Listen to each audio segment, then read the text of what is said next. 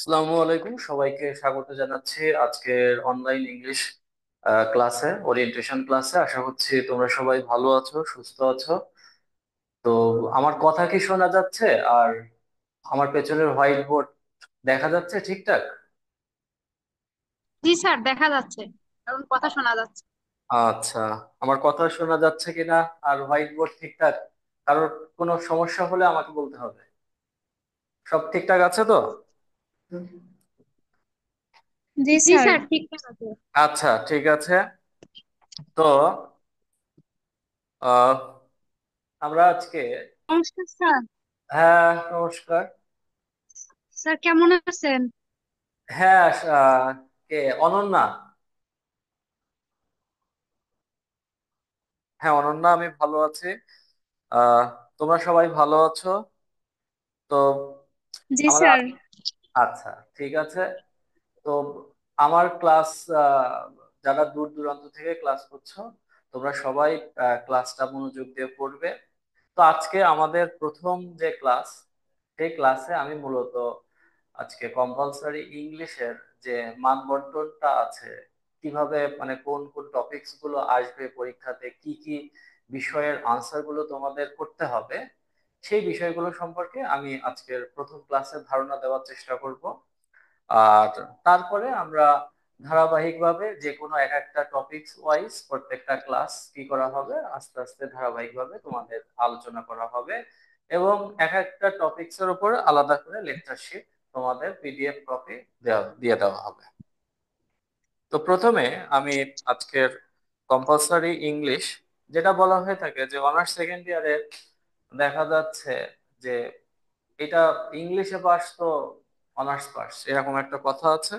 তো এই জন্য ইংলিশটাকে একটু বেশ গুরুত্বের সাথেই দিতে হয়, একটু বেশি গুরুত্ব দিতে হয়। কারণ তোমরা একটু মিউট করে রাখো, যখন কথা বলার দরকার হবে তখন তোমরা,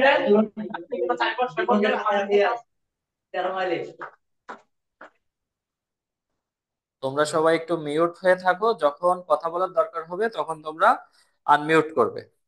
তো আমরা আজকে মানবন্টন নিয়ে আলোচনা করব। আমাদের কোর্সটার নাম হচ্ছে কম্পালসরি ইংলিশ।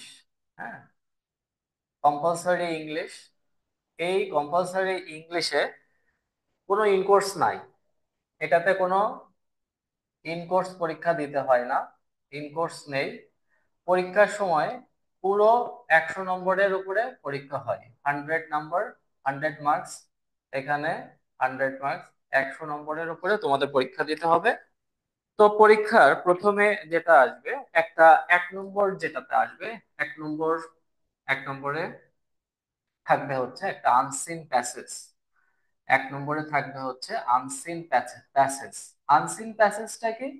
আনসিন প্যাসেজটা হচ্ছে যে প্যাসেজটা একদম অদেখা একটা প্যাসেজ, যে প্যাসেজে টোটাল নম্বর থাকবে, প্যাসেজের নম্বর থাকবে হচ্ছে 20 মার্কস।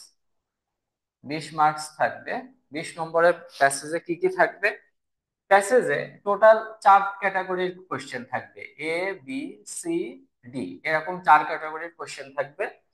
4 ক্যাটাগরির কোশ্চেনে ধরো এ নাম্বারে কি থাকবে? এ নাম্বারে থাকবে হচ্ছে তোমার, এ নাম্বারে থাকবে right answer to the following question. A নাম্বারে থাকবে right answer, right answer to the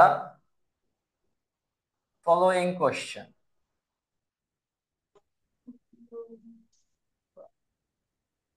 right answer to the following question.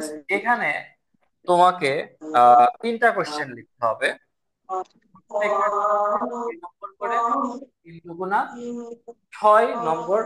এটা কে করছো?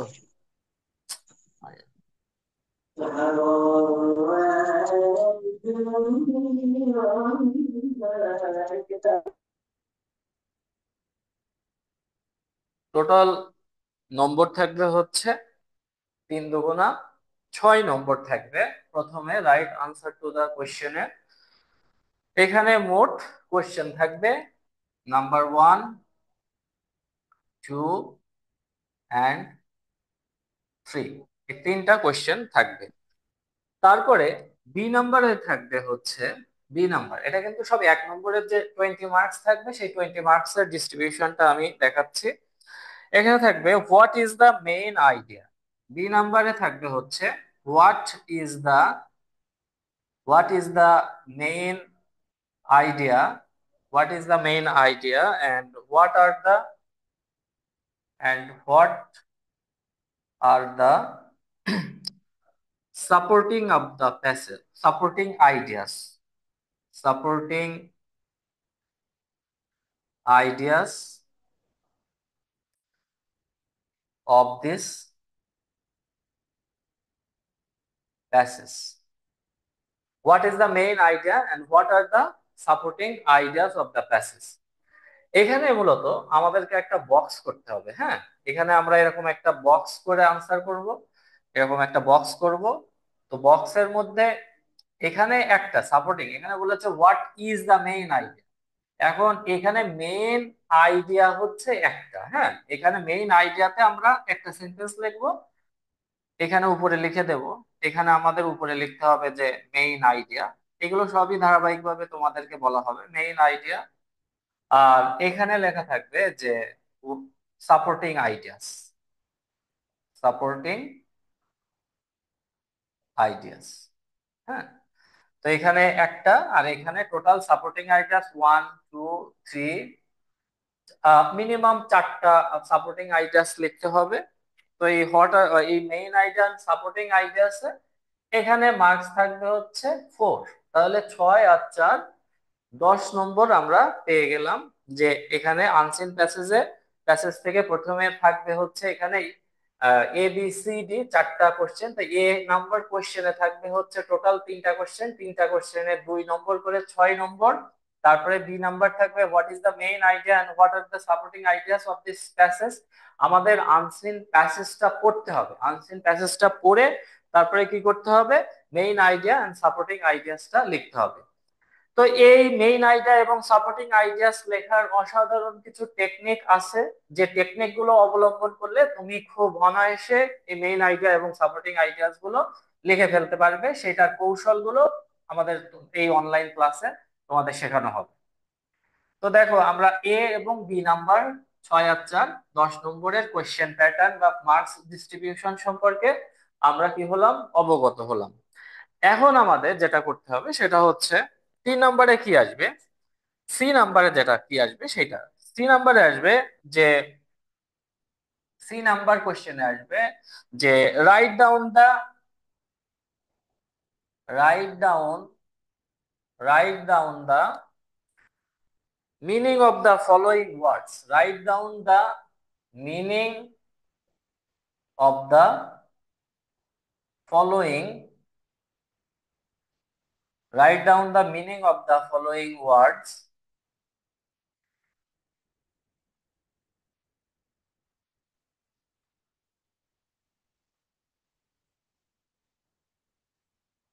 in English and make sentence and make sentences of your own, of your own with the given words. Suppose এখানে দেখো বলা হচ্ছে রাইট down the meaning of the following ওয়ার্ডস, মানে প্রদত্ত শব্দগুলোর অর্থ লেখো ইন ইংলিশ, ইংরেজিতে, এন্ড মেক সেন্টেন্স, সেন্টেন্স তৈরি করো অফ ইউর ওন,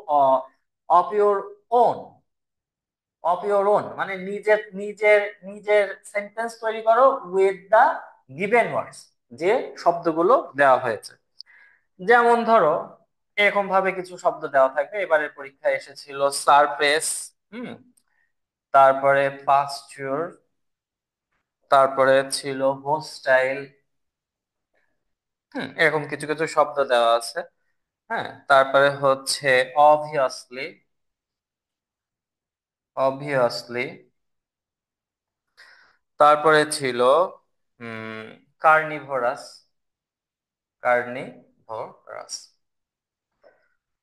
এখন আমাদের যে এই যে কাজটা করতে হবে, এখানে কি বলেছে যে এই মিনিং গুলো লিখতে হবে, হ্যাঁ। যেমন ধরো আমরা সারফেস, এখানে আমরা লিখবো, যেভাবে লিখবো কোশ্চেনের আনসারটা, এখানে লিখবো হচ্ছে গিভেন ওয়ার্ড। গিভেন ওয়ার্ড, প্রশ্নের আনসার লিখবে গিভেন ওয়ার্ড। তারপরে কি বলেছে, গিভেন ওয়ার্ডের কি করতে হবে, ওয়ার্ড মিনিং লিখতে হবে ইন ইংলিশ। তখন এখানে লিখবা ওয়ার্ড মিনিং, ওয়ার্ড মিনিং। তারপরে তোমাকে কি করতে হবে, সেন্টেন্স মেকিং, সেন্টেন্স বা making of sentences, making of sentences. তো দেখো গিভেন ওয়ার্ডে কি আছে, সারফেস, প্রথমটা রয়েছে ধরো সারফেস। প্রথমে রয়েছে সারফেস। সারফেস শব্দের অর্থ কি, সারফেস শব্দের অর্থ হচ্ছে আপার পার্ট, পৃষ্ঠতল। পৃষ্ঠতল মানে হচ্ছে আপার পার্ট। হুম, সারফেস শব্দটির অর্থ হচ্ছে আপার পার্ট। আপার পার্ট মানে হচ্ছে বাংলাতে পৃষ্ঠতল, কিন্তু আমরা তো আমরা তো বাংলা লিখতে পারবো না, ওয়ার্ড মিনিং কিন্তু কি বলে দিয়েছে, ইন ইংলিশ, ইংরেজিতে লিখতে হবে। ওয়ার্ড মিনিংটা কিন্তু কিভাবে লিখতে হবে, ইংরেজিতে লিখতে হবে। সারফেস মানে হচ্ছে আপার পার্ট, আমরা লিখলাম the surface of the pot is beautiful. হুম, পটটির পৃষ্ঠতল হয় সুন্দর। এভাবে তোমাকে কি করতে হবে, এই সেন্টেন্সটা সুন্দর করে তৈরি করতে হবে। পাস্টিউর মানে হচ্ছে গ্রাজিং, যেখানে মানুষ মানে চারণভূমি। হোস্টাইল মানে হচ্ছে তোমার নট ফ্রেন্ডলি, হোস্টাইল মানে হচ্ছে হিংস্র, হ্যাঁ। তারপরে যেমন ধরো অবভিয়াসলি, ক্লিয়ারলি, কার্নিভোরাস মানে মাংসাশী, হ্যাঁ, লিভ অন এনিমালস মানে আহ প্রাণী খেয়ে বেঁচে থাকে যারা, এরকম। তো এইভাবে আমাদের কি করতে হবে, এই এক পাশে গিভেন ওয়ার্ড থাকবে, আর এক পাশে ওয়ার্ড মিনিং লিখতে হবে, এবং তার পাশে একদম স্বল্প ডানে আমাদের মেক সেন্টেন্স, এটা লিখতে হবে। তো এখানে আমরা মোট 5টা সেন্টেন্স মেক করতে হবে। সেন্টেন্স মেকিং এ থাকবে হচ্ছে 5টা। তো এখানে 5টাতে এক করে টোটাল 5 এককে 5, মোট 5 নম্বর তোমরা পাবে। তাহলে আমরা এই ABCD, এখান থেকে আমরা 15 নম্বরের মার্কিং ডিস্ট্রিবিউশন পেয়ে গেলাম। এখন আমরা যাব হচ্ছে ডি নাম্বার। ডি নাম্বারে আসলে যেটা আসবে, ডি নাম্বারের কোশ্চেনটা দুই ভাবে আসতে পারে। এখানে ডি নাম্বারের প্রশ্ন যেটা থাকবে সেটা হচ্ছে write a summary of the passage. D নাম্বারে থাকবে হচ্ছে write a summary, write a summary of the passage. প্যাসেজের কি করতে হবে, প্যাসেজের সামারি লিখতে হবে। তোমার যে আনসিন প্যাসেজটা থাকবে, সেই প্যাসেজটার কি করতে হবে, সামারি লিখতে হবে। But not more than 5 sentence, 5টা সেন্টেন্সের বেশি হওয়া যাবে না, not more than 5 sentence. You have to you have to complete your summary in 5 sentences, not more than that of. তাহলে 5টা সেন্টেন্স তুমি লিখবে, write a summary of the passage. এখানে তোমার 5 নম্বর থাকবে। তাহলে এভাবে আমাদের আনসিন প্যাসেজ থেকে আমরা 20 নম্বর পাবো।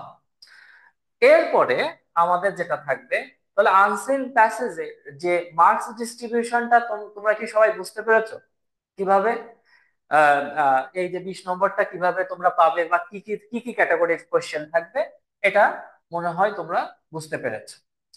এখন জি এই স্যার। যে, হ্যাঁ, ভেরি গুড। আর কিভাবে সামারি লেখার কিছু অসাধারণ টেকনিক আছে, শর্ট টেকনিক, কিভাবে sentence, first sentence, last sentence, মাঝখানের আরো 2টা 3টা সেন্টেন্স কিভাবে লিখতে হবে, এই 5টা সেন্টেন্স কিভাবে লেখার কৌশল, যে কোনো প্যাসেজ আসলে সেটাও তোমাদেরকে শিট দেওয়া হবে। এবং এমন ভাবে তোমাদের রেডি করা হবে যে 5টা মানে তোমাদের যে সামারি লিখতে হয়, সেই সামারিটা খুব অনায়াসে তোমরা খুব সুন্দর করে লিখে আসতে পারবে। সেই টেকনিক আমি শিখে দেব। তারপরে 2 নাম্বার কোশ্চেনে যেটা থাকবে হচ্ছে কারেক্ট দা ফলোয়িং, 2 নম্বরে যেটা থাকবে সেটা হচ্ছে correct the following sentence. Correct the following sentences. কি করতে হবে?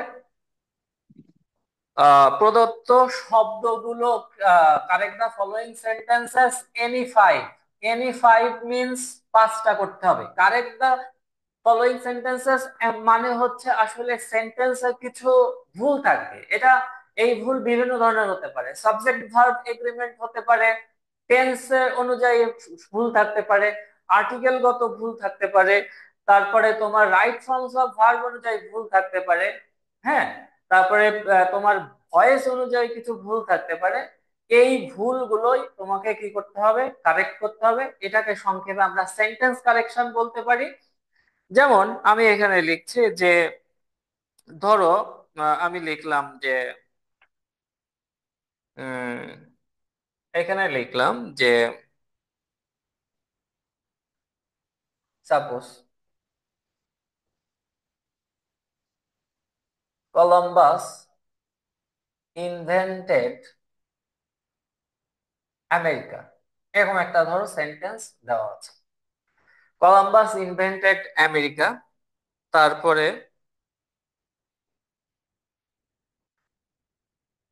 Rakiba Rakiba can say English fluently. English fluently. তারপরে ধরো লেখা রয়েছে, she prefers she prefers to sing to dance. এরকম কিছু সেন্টেন্স লেখা থাকতে পারে। তারপর এরকম 4 নম্বরে থাকলো যে, I saw a dead man I saw a dead man walking walking on the street. তারপরে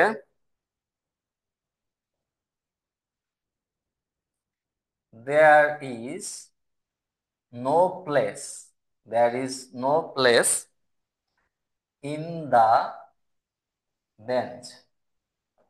সাপোজ মোট টোটাল সেন্টেন্স থাকবে হচ্ছে 1 2 3 4, মানে মোট 7টা থাকবে। তো এগুলো জাস্ট কারেক্ট করতে হবে, কি যে কারেকশন করতে হবে। যেমন ধরো এখানে প্লেস বলতে অ্যাকচুয়ালি যে কোনো বস্তুগত জায়গাকে বোঝায়। এখানে বেঞ্চ বলতে ব্যাপারটা হচ্ছে বেঞ্চের যে যে বেঞ্চে বসার যে জায়গা সেটা ফিল আপ হয়ে গেছে, সেই জায়গাটা নাই, সেটাকে বোঝাচ্ছে। এটাকে কোনো বস্তুগত জায়গাকে বোঝাচ্ছে না। বা বেঞ্চের যেমনটা হচ্ছে, দেখা যাচ্ছে আমরা বলি যে গাড়িতে যখন তোমরা মানে ওঠো, বাসে উঠতে যাও, বাসে উঠলে তোমরা জিজ্ঞাসা করো সিট আছে কিনা। আমরা অনেক সময় বলি সিট আছে কিনা। তো আমার বাসের যাত্রীরা সিট, দেখা যাচ্ছে আমরা উঠলাম, ওঠার পরে দেখলাম যে সিট গুলো খালি নাই। তখন আমরা কন্ডাক্টরের কাছে যদি বলি যে কই সিট নাই কেন, তখন কন্ডাক্টর বলে যে সিট তো আছে, সিট খালি নাই। তার মানে কি, ওই যে সিটের খালি বা সিটের যে জায়গা নাই, এই জায়গা বা খালি, এইটাকে বোঝাতে বলা হয় রুম। হ্যাঁ, তাহলে এই রুম বলতে কিন্তু কক্ষকে বোঝায় না। এখানে there is no room in the bench, মানে বেঞ্চে পর্যাপ্ত জায়গা নাই। এই প্লেস বলতে মানে বস্তুগত জায়গাকে বোঝায়। আর এই রুম বলতে যে একটা স্পেস বা প্রশস্ততা, যে জায়গাটাতে সবাই মানে যে জায়গা একটা জিনিসের, যে বেঞ্চের যে জায়গা, সেই জায়গা নাই, সেই জায়গা ফিল আপ হয়ে গেছে, এই অর্থে এখানে রুম বোঝাচ্ছে। তারপরে দেখো তাহলে এখানে কি হবে, কারেকশন তোমরা করবে হচ্ছে 5 নম্বরে। এরকম লিখবে যে কারেকশন কারেকশন 5 নম্বর দিয়ে তুমি লিখবে যে দেয়ার ইজ নো, সরি এখানে একটা নো প্লেস ছিল, there is no room in the bench. তারপরে দেখো আমি এখানে ধরো 4 নম্বরে কারেকশন করব। 4 নম্বরের যে কারেকশনটা সেটা হচ্ছে, I saw a dead man walking on the street. Actually বলো যে ডেড ম্যান, যে মৃত মানুষ, সে কি কখনো হাঁটতে পারে? রাস্তায় কি হাঁটা সম্ভব? Is it possible for a dead man walking on the street? Is it possible? কি মনে হয় তোমাদের, এটা কি সম্ভব? ডেড ম্যানের পক্ষে কি হাঁটা সম্ভব? বলো। না স্যার, ডেড ম্যান হাঁটা কিন্তু, সম্ভব না। ডেড ম্যানের পক্ষে হাঁটা সম্ভব না। তাহলে এ যেটা বলছে, অ্যাকচুয়ালি এই সি বলতে বোঝায়, সি শব্দটি, স সি স বা সিন, এটা হচ্ছে বেস ফর্ম, ভার্বের বেস ফর্ম। একই মানে একই ধরনের শব্দ। এটা হচ্ছে বেস ফর্ম, এটা হচ্ছে প্রেজেন্ট পার্টিসিপল, এটা হচ্ছে পাস্ট পার্টিসিপল। মানে ভার্বের 1 নম্বর রূপ, ভার্বের 2 নম্বর রূপ, ভার্বের 3 নম্বর রূপ। এইগুলো সবকিছু চোখ দিয়ে, মানে চোখ দ্বারা দেখা, চোখ দ্বারা দেখেছিল, এই চোখ দ্বারা দেখাকে বোঝায়। কিন্তু এই dead man walking on the street, এটা কেউ চোখ দিয়ে দেখতে পারে না। এটা আসলে কিভাবে দেখা হয়েছিল? এটা স্বপ্নে দেখেছিল, এটা স্বপ্নে দেখেছিল। তো এখানে ড্রিম হবে না, যেহেতু এখানে ছিল, সেজন্য এখানে হবে ড্রিমড। তাহলে এটা সেন্টেন্স কারেকশন কি হবে? I dreamed a dead man, আমি স্বপ্নে দেখেছিলাম I dreamed a dead man walking on the street. তাহলে এইটা হচ্ছে 4 নম্বরের কারেকশনটা আমরা করে ফেললাম। তারপরে দেখো, she prefers to sing to dance. Actually প্রেফার্সটা হচ্ছে একটা ল্যাটিন কম্পারেটিভস। প্রেফার্স হচ্ছে একটা ল্যাটিন কম্পারেটিভস। এই ল্যাটিন কম্পারেটিভস এর ক্ষেত্রে, ল্যাটিন কম্পারেটিভস প্রেফার্স এর পরে যদি কোনো টু বসে না, এটার মানে পরে যদি ভার্ব থাকে, দুটো ভার্ব থাকে, তাহলে সরাসরি দুটো ভার্ব থাকবে তাদের সাথে আইএনজি যুক্ত হবে এবং মাঝখানে টু বসবে। তার মানে ল্যাটিন কম্পারেটিভস প্রেফার্স এর পরে যেমন সিং আছে, সিং এর সাথে আমাকে কি করতে হবে? আইএনজি যুক্ত করতে হবে। ডান্স আছে, ডান্সের সাথেও কি করতে হবে? আইএনজি যুক্ত করতে হবে। আর মাঝখানে টু বসাতে হবে। She prefer singing two dancing. তারপরে দেখো 2 নম্বরে, তাহলে এইটা হচ্ছে সেন্টেন্স কারেকশন আমরা করলাম 3 নম্বরে। তারপরে Rakiba can say English fluently. যখন দেখা যাচ্ছে কিছু ব্যাপার আছে, যেমন ধরো আহ টেল, কিছু ব্যাপার আছে যেমন টেল, সে, তারপরে হচ্ছে স্পিক, এগুলো প্রায় একই অর্থ। হ্যাঁ, তো এইগুলো, টেল শব্দটি কখন ব্যবহার করব? টেল শব্দটি ব্যবহার করব যখন টেলের সরাসরি অবজেক্টকে প্রায়োরিটি দেওয়া হবে। টেল যখন কি অবজেক্টকে প্রায়োরিটি দেওয়া হবে। I told you not to do it, I told you not to do it, আমি তোমাকে বলেছি। তাহলে এই টেলের পরে একটা অবজেক্ট আসবে। হ্যাঁ, আর সে কখন বলা হবে? সে যখন কোনো একটা বিষয়কে নির্দেশ করবে। হ্যাঁ, সে যখন কোনো বিষয়কে নির্দেশ করবে, সে always conveys a message or information. হ্যাঁ, যেমন ধরো আই হি সেইড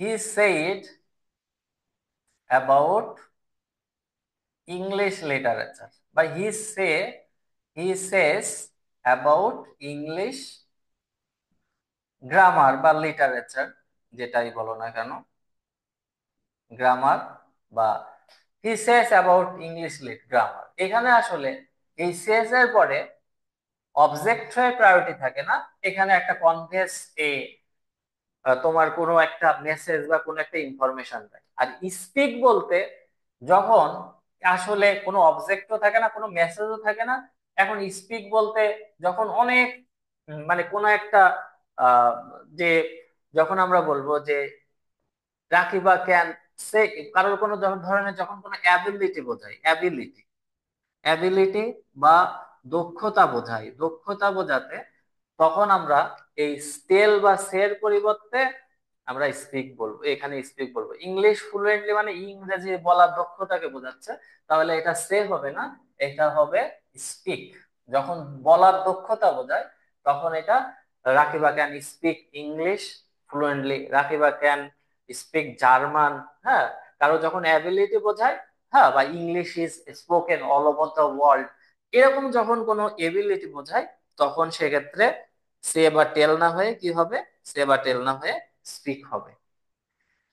তারপরে এইভাবে আমরা সেন্টেন্স কারেকশন গুলো করব। তারপরে দেখা যাচ্ছে Columbus invented America, Columbus invented America, Columbus America আবিষ্কার করেছিল।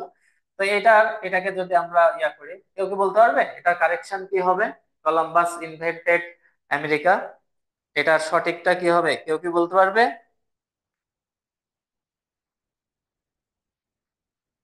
বলতে পারবে? হুম, কি হবে এটার কারেকশন? দেখো, কলম্বাস ইনভেন্টেড আমেরিকা, এখানে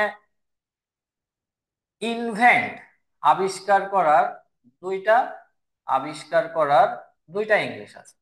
একটা আবিষ্কার করা হচ্ছে, একটা আবিষ্কার করার ইংরেজি হচ্ছে ইনভেন্ট, আর একটা আবিষ্কার করার ইংরেজি হচ্ছে ডিসকভার।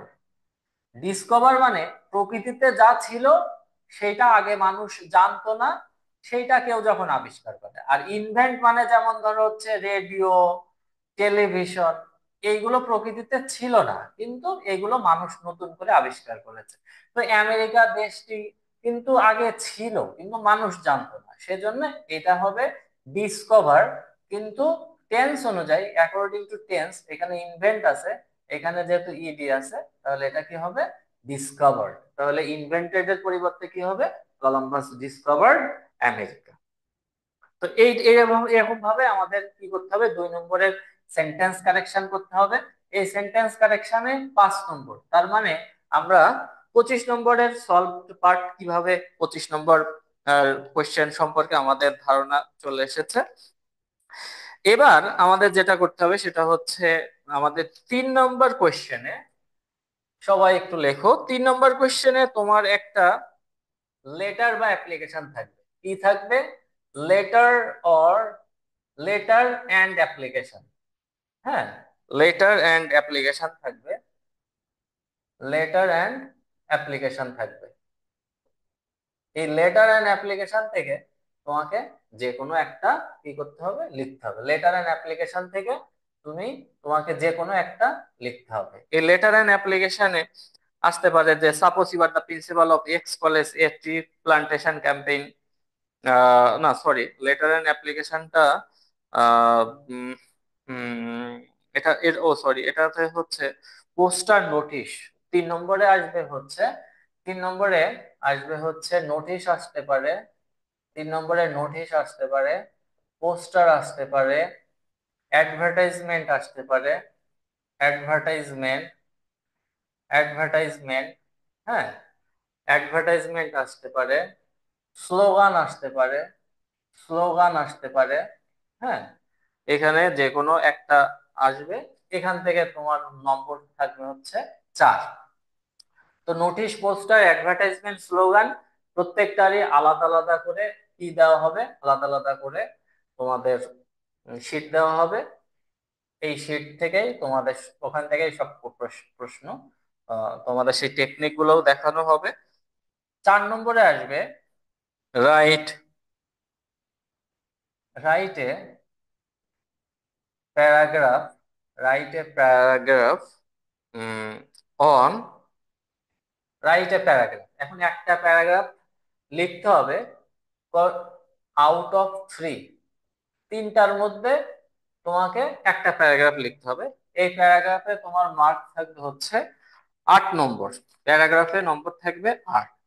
5 নম্বরে থাকবে হচ্ছে, ওই যে বলছিলাম letter on application, letter or application, যে লেটার এবং অ্যাপ্লিকেশন থাকবে, লেটার এবং অ্যাপ্লিকেশন থাকবে। এই লেটার এবং অ্যাপ্লিকেশন থেকে, লেটার এবং অ্যাপ্লিকেশন থেকে তোমাকে যে কোনো একটা লিখতে হবে, এনি অন। এই লেটার অ্যান্ড অ্যাপ্লিকেশনে তোমার নম্বর থাকবে হচ্ছে 8। হুম, লেটার অ্যান্ড অ্যাপ্লিকেশনের নম্বর থাকবে 8। তারপরে লেটার বিভিন্ন ধরনের হতে পারে। প্রিন্সিপালের কাছে তুমি শারীরিক অসুস্থতার জন্য, ট্রান্সফার সার্টিফিকেটের জন্য থাকতে পারে, সিট ইন দা হোস্টেল এর জন্য থাকতে পারে। হ্যাঁ, সিট ইন দা হোস্টেল, হোস্টেলে একটা সিটের জন্য। হ্যাঁ, তারপরে দেখা যাচ্ছে sound system for a large room, large রুমের জন্য, একটা বড় একটা রুমের জন্য একটা সাউন্ড সিস্টেমের জন্য থাকতে পারে। তো তোমাদের কিছু টেকনিক শেখানো হবে, বা কিছু এক্সক্লুসিভ কিছু লেটার দেওয়া, ইয়া করা হবে, যে লেটার, যে অ্যাপ্লিকেশন গুলো ইয়া করলে দেখা যাচ্ছে একটা একটা অ্যাপ্লিকেশন করলে 5টা বা 7টা অ্যাপ্লিকেশন অলরেডি হয়ে যাচ্ছে। হ্যাঁ, একটা অ্যাপ্লিকেশনের টেকনিক দিয়ে 5-7টা অ্যাপ্লিকেশন লেখা যাবে সেটা তোমাদেরকে দেখানো হবে। 6 নম্বরে থাকবে হচ্ছে এসে। 6 নম্বরে থাকবে এসে। এসে মানে হচ্ছে রচনা। এই রচনাতেও তিনটার মধ্যে একটা লিখতে হবে। রচনাতে নাম্বার থাকবে 15। 7 নম্বরে থাকবে হচ্ছে রিয়ারেঞ্জ। তো এসেরও লেকচার শিট দেওয়া হবে, ওই শিট থেকে তোমাদের সব এসে পড়ানো হবে এবং সেই এসে গুলো তোমরা ওখান থেকে পড়ে নিতে পারবে। তারপরে থাকবে হচ্ছে রিঅ্যারেঞ্জ।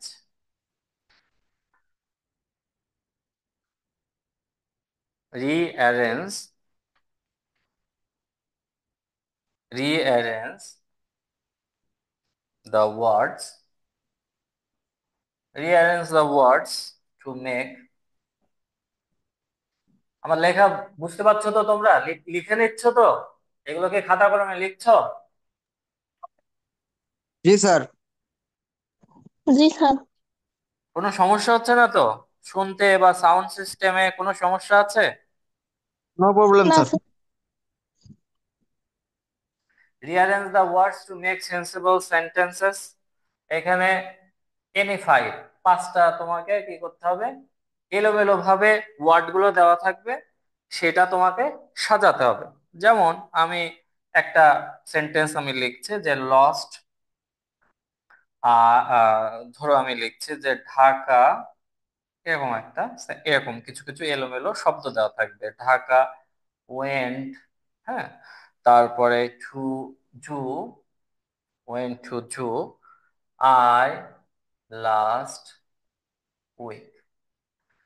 তো এটাকে আমাদের সাজাতে হবে যে Dhaka went to zoo I last week. এটা this is not given any, হ্যাঁ, sensible sentence. This is not a sensible sentence. এটা কোনো বোধগম্য ইয়া না। এটার সাবজেক্ট করতে হবে। এবং কিভাবে আমরা সেন্টেন্স তৈরি করব, রিয়ারেঞ্জ এর উপরে তোমাকে শিট দেওয়া হবে, এটার উপরে ক্লাস হবে।